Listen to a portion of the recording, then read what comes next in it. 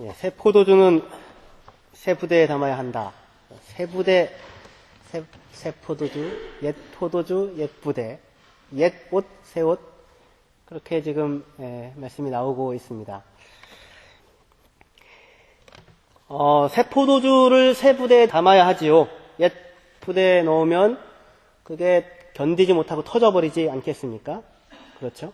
그리고 옛 옷감을 그게 아깝다고 꿰매서 입는다고 새 옷감을 잘라가지고 두면 그러면 수축하는 그게 다르니까 더 찢어지게 됩니다. 그래서 바리새인들도 금식하고 요한의 제자들이 우리도 금식하는데 왜 당신과 당신의 제자들은 금식하지 않느냐?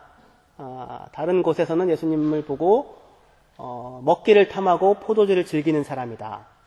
그렇게 예수님의 평가가 있을 정도였거든요. 그렇게 묻는 물음에 대해서 예수님의 대답이 지금 너희들이 생각하는 그런 차원이랑 굉장히 전혀 다른 복음이 하나님의 나라가 지금 여기 와 있는데 나보고 옛날 것 기어서 다시 쓰라고 요구를 하면 어떻게 하느냐. 지금 이제 그런 말씀입니다. 그러니까 예수님께서 지금 예수님과 더불어 온 새로운 이 하나님의 나라는 복음은 새 포도주는 유대인들이 그동안 해왔던 것들의 헤어지고 낡은 부분을 이렇게 수선하고 고쳐서 업그레이드 해가지고 쓰는 것이 아니라 완전 다른 개념의 다른 근원의 새로운 내용이 필요하다. 들어와 있다. 지금 그렇게 말씀을 하시는 것입니다. 새로운 포도주. 유대교에 대한 개정이나 첨가가 아니라 새로운 기원을 갖는 새 포도주고 새 옷입니다. 그래서 강조가 그 새 포도주에 있어요.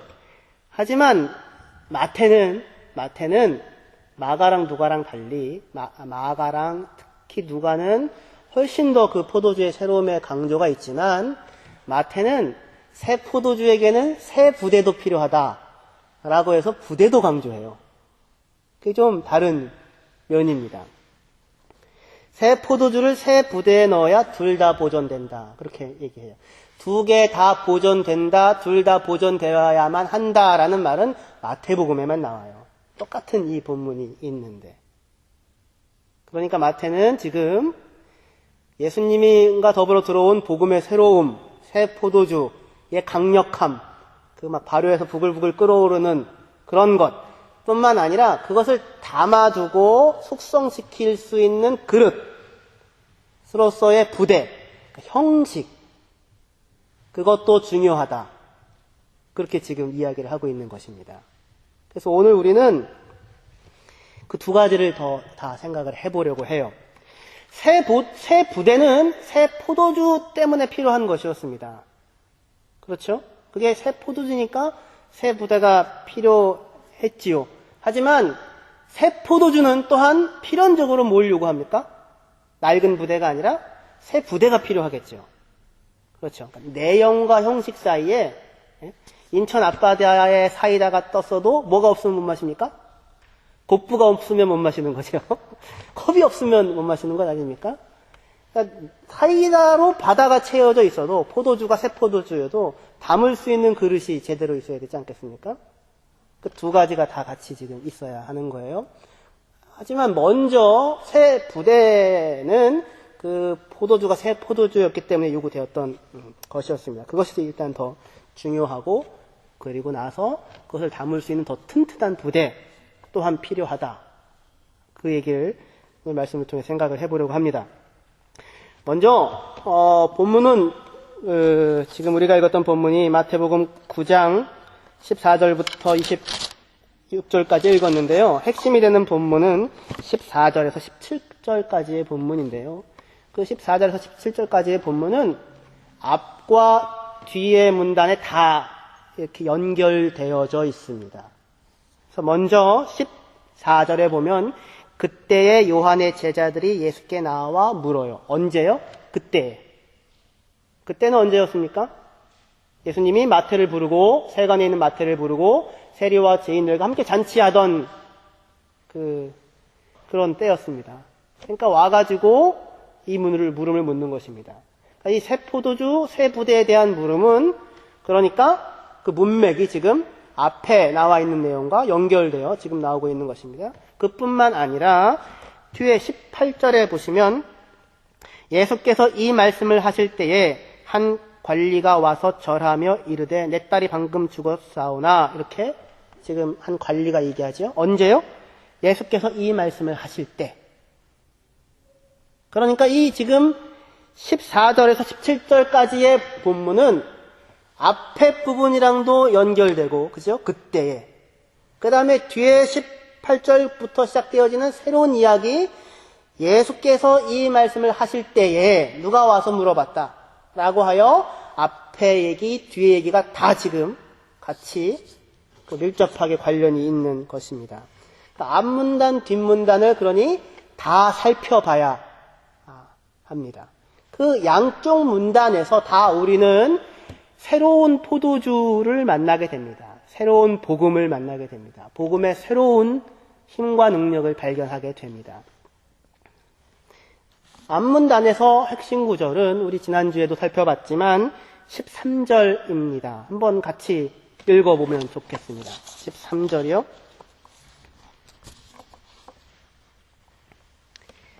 같이 읽겠습니다. 시작. 너희는 가서 내가 긍휼을 원하고 죄사를 원하지 아니하노라 하는 뜻이 무엇인지 배우라. 나는 의인을 부르러 온 것이 아니요 죄인을 부르러 왔노라. 이것이 새로운 복음의 새로움이었습니다. 예수님은 죄인을 부르러 왔다, 그렇게 말씀하십니다. 그 말은 의인이 있는데 의인은 안 부르고 죄인만 편애하신다는 뜻이 아니라 의인이 없다는 것입니다. 다 사람들이 죄인된 상태 가운데 있어요. 바리새인의 기준으로 의인이 아니라 새 관점, 새로운 하나님의 복음의 관점에서 볼 때에 의인이 없습니다. 의라는 것은 어떤 의미로 의가 없냐면, 의는 늘 말씀드렸듯이 관계에 충실한 게 의라고 했지요. 그렇죠? 법 규범을 몇 개 잘 지켰다가 아니라 아버지는 아버지 노릇하고 아들은 아들 노릇해야 의로운 겁니다. 그렇죠? 아빠가 나 혼자만 의로워 소용없지요. 아들도 의롭게 만들어야죠. 그렇죠? 아들을 훌륭하게 키워야 훌륭한 아버지죠.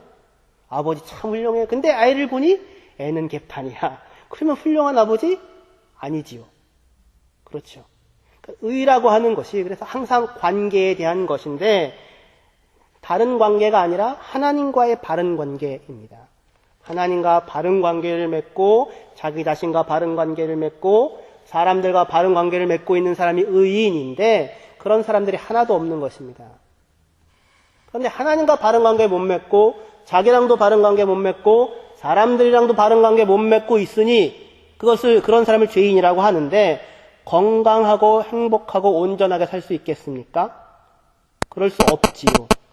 근데 예수님의 말씀은 지금 나는 그러한 사람들을 부르러 왔다는 것입니다.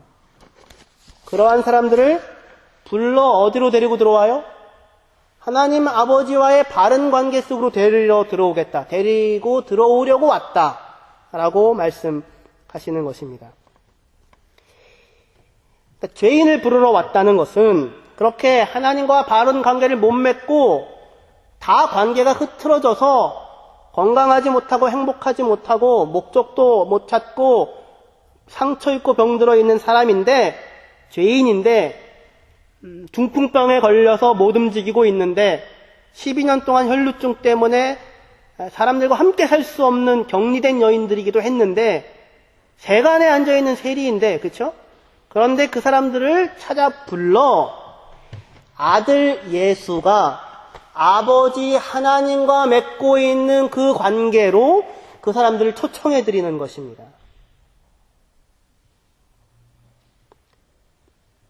그러니까 어떤 관계로 세우는 거냐면, 하나님은 너희의 아버지고 너희는 그의 아들이고 딸이다.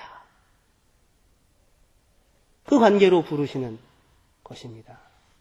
그 깨어졌던 관계, 집 나간 자식 찾으러 와서 내 아들아, 그렇게 맞으시는 하나님이다 라고 하는 것이 예수님이 가지고 온 새 포도주였습니다. 예수님과 하나님 아버지, 아들 예수와 아버지 하나님과 갖는 그 모든 관계, 모든 특권, 그 삶, 그것을 그 모든 잃어버린 바 된 죄인들에게도 허락한다. 거기에 초청한다. 라고 하는 것이 예수님이 가지고 온 복음의 핵심이었어요. 같이 식사를 합니다. 무슨 얘기입니까? 너랑 나랑 동급이다. 그런 뜻입니다. 바리새인들은 아무나 식사하지 않습니다. 식사 같이 한다는 것은 그렇죠. 우리도 마찬가지죠. 같이 앉아서 식사할 수 있는 사람이다. 라고 이렇게 부르시는 것입니다. 이렇게 하면 의인이 될 수 있다. 이렇게 하면 하나님 마음에 들 수 있다. 이렇게 하면 하나님이 잘 보아주어 너희 복 준다. 라고 하는 이렇게 하면에 대한 요구 그게 아니라 너는 하나님의 사랑받는 자녀다. 안심해라 소자야. 내 죄가 다 용서받았다. 병에서 노여나 자유로워라. 하나님 아버지는 너희를 돌봐주신다. 굶기지 않으신다. 걱정하지 마라. 근심하지 마라.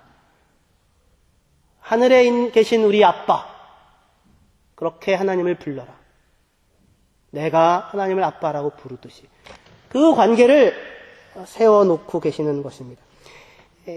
라이스퉁의 행위의 업적에 기준하여 의를 선언하는 제사가 아니라 관계 자체, 존재 자체를 확인시켜주는 것입니다. 너는 나의 아들이다. 너는 내 사랑하는 아들이다. 긍휼이라고요. 제사가 아니라 긍휼이고 제사가 아니라 사랑인 것입니다. 하나님이 우리를 볼 때 뭐가 먼저 보이겠습니까? 내 사랑하는 아들이고 내 사랑하는 딸이 먼저 보이죠. 잘났다 못났다 말 더럽게 안 듣는다 참 기분 좋게 한다 있긴 하지만 내 아들이고 내 딸이다가 먼저 보이죠. 내 아들이고 내 딸이다가 먼저 보이지 못하고 우리 주일학교에 애들한테 하는 설교이긴 하지만 가인과 아벨에서 하나님이 아벨을 받자 가인이 어떻게 해요? 분노하고 자기 동생을 죽여버리지요. 뭘 못 보는 거예요? 아벨을 사랑하는 하나님이면 나는 오죽하야. 이게 지난주 우리 유아부 설교였는데요. 저랑 같이 의논해가지고 짰던 건데, 엄마가 유나만 사랑할까, 미나만 사랑할까? 누구 사랑해요? 둘 다 사랑하죠. 근데 미나가 볼 땐 누구만 사랑해요? 유나만 사랑해요. 유나한테는 다 해줘요. 밥 먹여줘요. 옷 입혀줘요. 다 해줘. 아무리 이렇게 흘리고 해도 혼내지도 않아요. 그냥 보기만 해도 좋고 웃어요. 그런데 내가 하면, 미나가 하면 너는 도대체 어제 밥 먹는데 나는 애기야. 난 애기 될 거야. 막 이러더라고요. 또 와서 애기 하라고.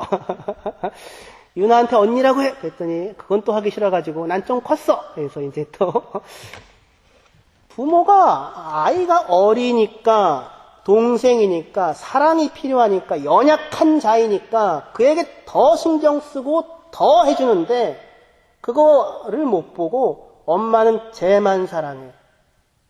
그게 가인이었어요. 그래서 꼬집고 가인이 가서 잘 때 막 꼬집고 막 그냥 입을 뒤집어 써놓고 막 그 정도를 넘어서서 사람을 죽이게 되죠. 하나님은 가슴이 미어지죠. 저 만나는 사람이 다 죽일 거예요. 아니야, 너 죽지 않아. 내가 표 줄게. 죽지 않아. 그게 하나님이시라고요. 아들이라고요. 관계가 먼저 보인다. 그 자리로, 그 회복으로 데리고 들어오는 것. 제사가 아니라 긍휼로, 사랑으로 그것을 가지고 들어온 것이 예수님의 복음이고 새로운 포도주였었습니다. 사람에게 그렇게 다 매여져 있는 부분들이 있는 겁니다. 바로 우리 앞에 본문에서 우리가 지난번에 보았듯이 세 가지 기적이 연속적으로 일어나잖아요. 풍랑이 있는 바다를 잔잔케 하고 거다라 귀신 들린 사람에게서 귀신을 쫓아내고 자유롭게 하고 중풍병자를 살리죠. 그리고 죄를 용서하시죠. 세 가지 다 사람이 죄인이기 때문에 생겨난 일이었었습니다. 자연이 사람에게 위협과 두려움이 아닌데 사람이 범죄하니까 하나님과 맺은 바른 관계에서 떨어져 나가니까 자연이 두려움이 된 것이고, 악한 영들이 사람의 마음에 들어와 그것을 지배할 수 있는 존재가 사람이 아닌데 사람이 범죄하고 하나님과 떨어져 나가서 혼자 있으니까 다른 영들이 들어와서 사람을 삼키고 지배했던 것이고, 사람이 본래 그렇게 꼼짝 못하게 마비돼서 움직이지 못할 존재가 아닌데 범죄하고 맺힌 게 있으니까 꼼짝 못하고 움직이지 못했던 것입니다. 그런데 예수님께서 오셔서 소자야 안심해라. 안심해라. 그게 마태복음이 다른 모든 복음서와 다른 내용이에요.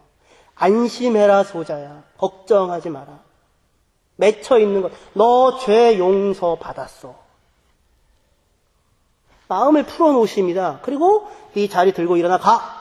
라고 그를 건강하게 해주세요. 사람들이 보고 사람을 용서하는 이 권세를 사람들에게 주신 하나님께 영광을 돌린다고 했지요. 예수님이 아니라 사람들이었다고요. 그러니 지금 그 앞에 있는 말씀 속에서 사람들에게 있는 이런 모든 문제들은 뭐가 잘못돼서 생겨난 일들이었습니까? 죄 때문이지만 죄 이전에 먼저 죄보다 더 중요한 것이 용서받지 못한 마음이었다고요. 용서받지 못한 마음. 용서하지 못한 마음.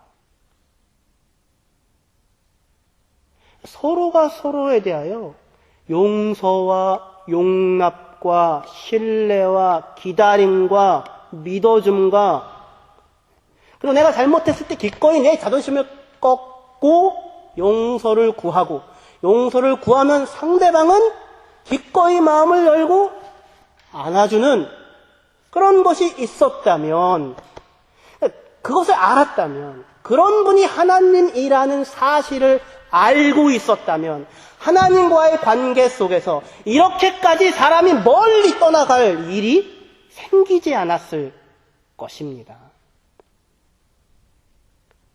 서로가 서로에게서 용서를 경험하지 못하고 용서해주지 못하고 용서받지 못하는 속에서 안에 풀린 맺힌 것들이 많고, 그런 속에서는 누구와 함께 잘 되고 누구와 함께 하나님 앞에 설 수 있는 길이 없고, 너는 나쁜 놈이고 너는 떨어져야 되는 것이고 나는 옳고 나는 의로우니 하나님 나를 봐주십시오 오로 가는 제사의 길 말고는 다른 길이 없었다고요. 그런데 예수님께서 오셔서 세간에 앉아있는 마태를 보시고 너 죄인이지 회개해? 이렇게 얘기하시는 것이 아니라 그 자리에 있는 그를 너는 나를 따르라. 내 제자가 되라.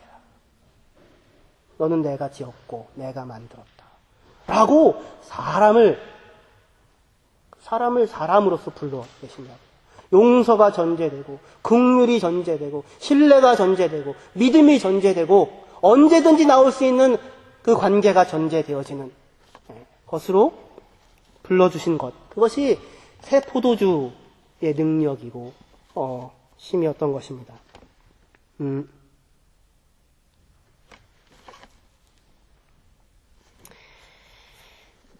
바리새인들이나 다른 사람들이 이해했던 길은, 율법의 길은 내가 의로워지는 것, 내가 남보다 좀 더 깨끗해지는 것이었어요. 그게 예포도주였다면 그것을 대표하는 부대는, 그것을 담는 부대는 금식이었는데, 예수님의 새 포도주는 용서와 긍휼로 사람을 만나고 세리와 죄인들을 만나고 하나님의 사랑 안으로 불러들이고 이미 그 사랑 안에서 함께 밥을 먹고 잔치하는 더러운 죄인이라는 구분이 아니라 함께 앉아서 먹고 마시는 그 놀라움이었습니다. 그 자리에 그놈도 들어와 있는 것이고 그 인간도 그 잔치에 같이 와 있어요.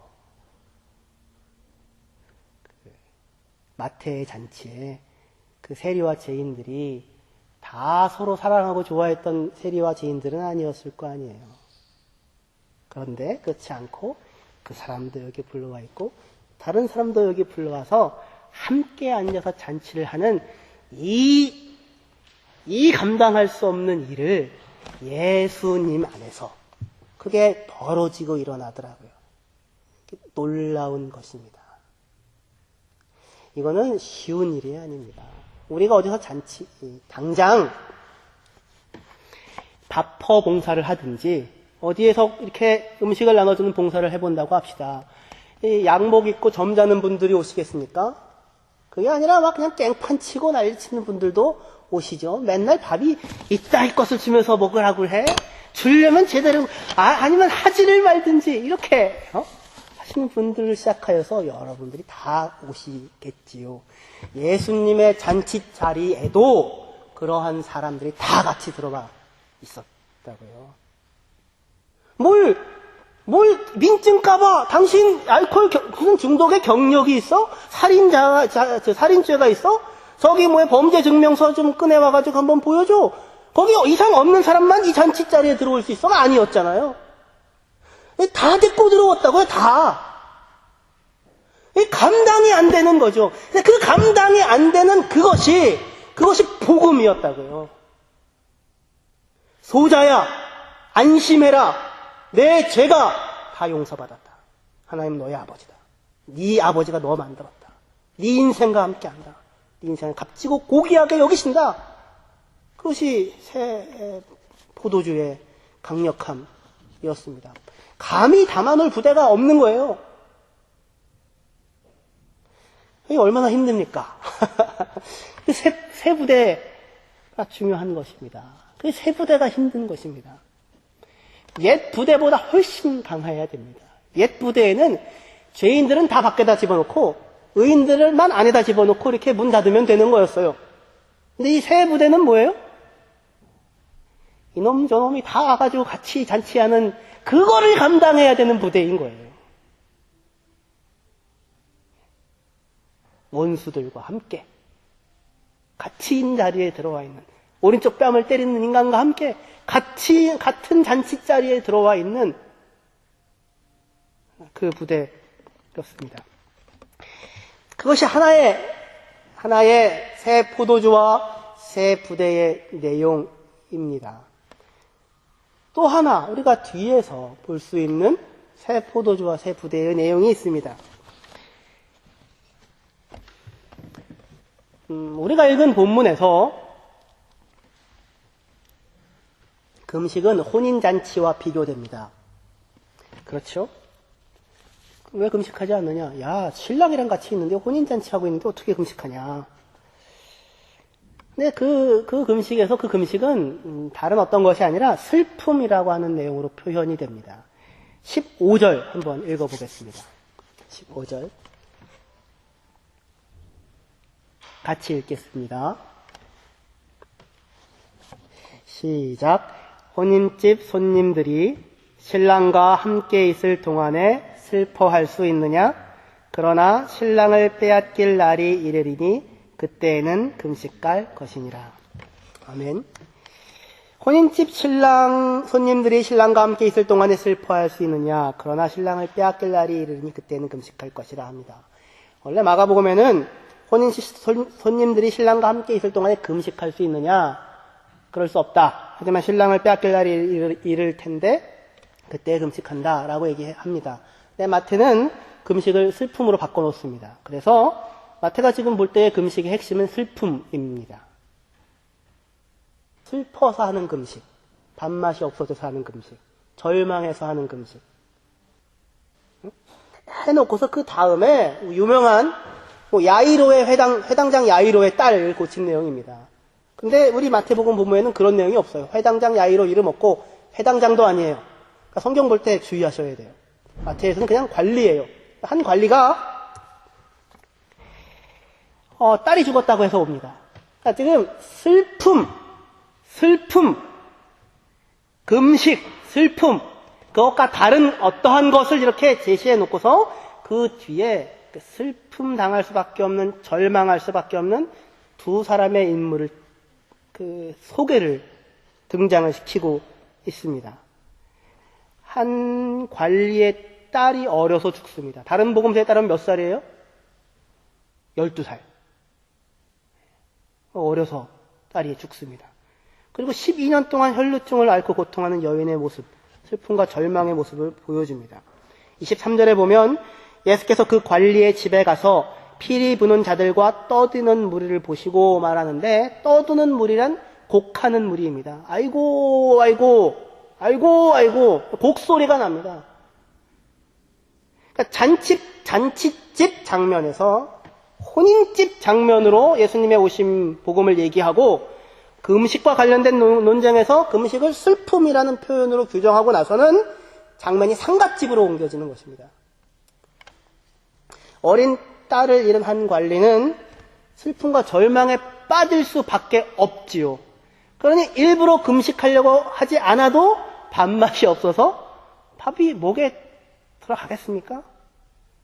금식할 수밖에 없겠지요. 그런데 그렇게 돼야 되는데 안 그러고 달려나갑니다. 누구에게로요? 예수님에게로요. 그 자리가 예수님과 더불어 온 새로운 포도주, 새 복음의 다름입니다.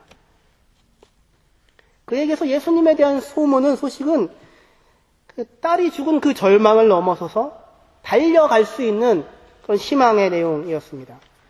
그 장면을 마태가 이렇게 표현해요. 18절에 한 관리가 와서 절하며 이르되 내 딸이 방금 죽었사오나 오셔서 그 몸에 손을 얹어 주소서 그러면 살겠나이다. 이렇게 말씀합니다. 한 관리가 와서 절하며 이르되 내 딸이 방금 죽었습니다. 하지만 오셔서 몸에 손을 얹으면 살겠습니다. 사람들은 곡하고 있는데 당사자인 아빠는 안 그러고 있어요. 절망하고 슬픔에 빠져 울고 있어야 하는데 안 그러고 달려나와서 방금 죽었습니다. 하지만 오십시오. 손을 얹으면 살 것입니다. 라고 말합니다. 보라, 한 관리가 와서 절한다. 그리고 말한다? 이렇게요. 근데 이 내용은 마태복음 8장의 나병 환자가 예수님께 나올 때 바로 그 모습을 보여주고 있는 것입니다. 나병 환자가, 보라! 한 나병 환자가 예수에게 와서 그에게 절한다. 그리고 말한다. 그러니 지금 이러한 이 예수님과 더불어 온 이 하나님의 나라는, 하나님의 나라의 모습은 단지 이 한 관리의, 자기의 어린 딸이 죽은 한 관리에게서만 보여지는 소망이 아니었고, 산상수훈 끝나고 산상수훈의 얘기를 들었던 사람들이 처음부터 뭔가를 발견하고 와서 인생을 바꾸는 그러한 근원이 그 말씀 가운데 있었던 것입니다. 산상수훈의 말씀을 듣고 하나님을 만나고 그 안에서 하나님이 아버지라고 하는 사실을 발견한 사람들, 나병 환자나 어린 딸을 잃은 관리나 슬픔에 빠져 밥맛이 없어야 하는 이들인데 뭔가를 발견하고 달려나와 절을 하고 무언가를 요청하고 있습니다. 나병 환자는 이렇게 요청하죠. 주여 원하시면 저를 깨끗하게 할 수 있나이다. 평생을 절망 속에 살았고 격리돼서 살은 그 사람인데 예수 안에서 뭔가를 보았고 달려나갑니다. 주저앉아 있지 않습니다. 절망하지 않습니다. 슬픔에 빠져 있지 않습니다. 그건 가서 뭔가를 요청합니다. 원하시면 저를 깨끗게 할 수 있나이다. 그 얘기를 듣고 예수께서 그 즉시로 주저하지 않고 어떠한 주저함도 없이 너 마음을 프리페 넣어보자. 너 지금까지 삶의 행적이 어떤가 보자. 이런 거 아니고 너 나 위해 산 게 뭐냐 이거 없고 그 고통과 절망에 빠져있는 그 사람의 요구를 듣자 주저함 없이 손을 대시며 내가 원한다 깨끗하여 자라 라고 사람을 만나십니다. 반응하십니다. 지금 이 한 관리도 마찬가지입니다. 내 딸이 방금 죽었습니다. 그러나 오셔서 당신의 손을 그녀 위에 얹어 주십시오. 그러면 살 것입니다. 라고 요청하고 예수님은 주저하지 않고 바로 일어나 갑니다. 그리고 제자들도 함께 갑니다. 이것이 예수와 함께 와 있는 하나님 나라의 새로움이며 그 나라의 능력입니다. 그 나라는 죄를 용서하는 능력이 있을 뿐만 아니라 서로가 서로를 용서할 수 있는 능력을 만들어낼 뿐만 아니라 말 자체로 절망을 희망으로 바꾸고 슬픔을 기쁨으로 바꿀 능력이 있습니다. 12해 혈루증 알아왔던 여자가 마가복음에 따르면 온 재산을 다 탕진했어요. 고치려고. 그런데 아무리 의사를 찾아가도 고치지는 않고 더 악화만 되는 거예요. 피가 나오니까 사람들과 함께 살 수 없고 격리돼서 살고 있는 여인이에요. 아이들이 있을지도 모르겠어요. 12년 동안 고치려고 무진장 애를 썼어요. 온 재산을 다 들여서. 소용이 없었어요. 절망해야죠. 슬퍼야죠. 죽을 것 같아야죠. 울어야죠. 그런데 예수 안에서 뭔가를 봤어요. 희망이 있어요. 달려나가요. 가서 만집니다. 그러자 낫습니다. 할렐루야. 옛 포도주는 이렇게 하면 죽어, 이렇게 하면 죽어, 이렇게 하면 죽어. 거봐, 그렇게 하면 죄인데, 그렇게 하면 잘못됐어. 넌 끝이야. 이렇게 하는 것. 그렇게 하면 죽어. 그러니 죽지 마. 얘기하는 것이 옛 포도주였다면, 예수님과 더불어 온 새 포도주는 죽어 있는 사람을 찾아가 살리는 것입니다. 혈루증으로 12년 동안 격리돼서 절망할 수밖에 없고 소망이 없는 사람인데, 그 사람도 마주치면, 예수 그리스도를 마주치면 절망이 아니라 슬픔이 아니라 요청할 수 있고 소망할 수 있고 새로운 삶을 얻으니까 죽은 자를 살려내는 능력이 있는 것입니다. 할렐루야. 똑같이 예수님께서 그 여인에게도 말씀합니다. 따라 안심해라. 내 믿음이 너를 구원하였다. 중풍병자에게 했던 얘기랑 똑같은 얘기예요. 도자야 안심해라. 내 죄가 다 용서받았다. 즉시 구원을 받게 됩니다. 예수님께서 회당장이 아니죠. 관리네 집에 갔는데 딸이 죽었죠. 사람들이 다 곡을 하고 있습니다. 예수님이 말씀하시죠. 죽은 게 아니다. 잔다. 조용히 해라. 사람들에게서 죽음은 끝인데 끝장난 인생인데 죽음도 끝이 아니다. 잔다. 그리고 그를 살려내십니다. 자신도 죽었다가 살아납니다. 절망이 없습니다. 죽은 것도 살려내고 죄인도 회복되어지는 그 복음입니다. 제자들은 이후 예수님을 빼앗길 것이고 십자가에 죽고 무덤에 장사될 것입니다. 그러면 제자들은 울고 슬픔에 빠져 금식하겠지요. 하지만 끝이 아닙니다. 예수님은 죽음을 이기고 살아날 것이고 일어날 것입니다. 그러니 예수님과 함께 온 새 포도주의 복음 안에서 슬픔과 절망과 좌절의 금식은 있을 수 없습니다. 예수 안에서 시작된 하나님의 나라는